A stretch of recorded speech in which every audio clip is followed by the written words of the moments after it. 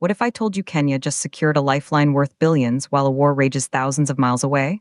This is Kenya News Update today. Coming up, you'll discover the secret meeting in Washington that could save Kenya's economy from collapse. Meet Kristalina Georgieva, the head of the International Monetary Fund.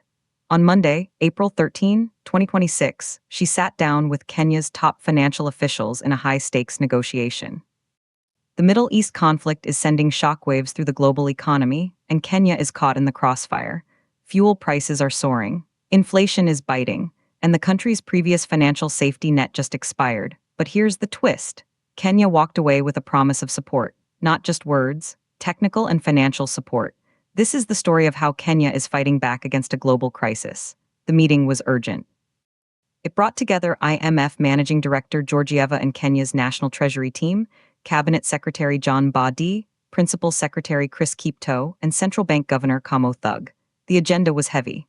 Kenya's economic performance, financial conditions, soaring inflation, and the elephant in the room, the Middle East war. The IMF, often called the Bretton Woods Institution, reaffirmed its role as a trusted partner. They promised policy advice. But here's what nobody's talking about.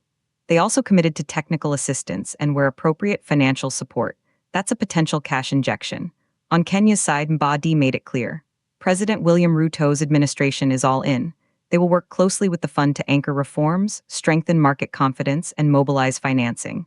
The goal? To help Kenya respond to external shocks and domestic constraints. Mbadi put it bluntly, Kenya continues to benefit from support from the International Monetary Fund, which has played a key role in maintaining macroeconomic stability and advancing fiscal consolidation. But here's the seismic shift. This meeting wasn't just a chat. It's the backdrop for a massive new deal. Kenya's previous IMF program was huge. A 38-month arrangement worth 466 shillings billion. That's 3.6 billion US dollars. It expired in March 2025, and it lapsed before Kenya could get the final tranche. That's 110 shillings billion left on the table, approximately 850 million US dollars. Kenya has been operating without that safety net for over a year. Now the race is on for a new funded program, and the clock is ticking. Governor Thug revealed the timeline.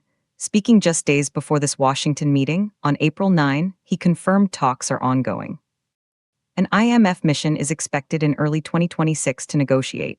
This will run alongside Article IV consultations. Those are deep dives into economic stability, debt management, and structural reforms. Thug was cautiously optimistic. On the issue of the IMF, we did have an IMF mission last month. We will continue those discussions in Washington later on this month, and we hope for a positive outcome. But let's talk impact. What does this mean for the average Kenyan?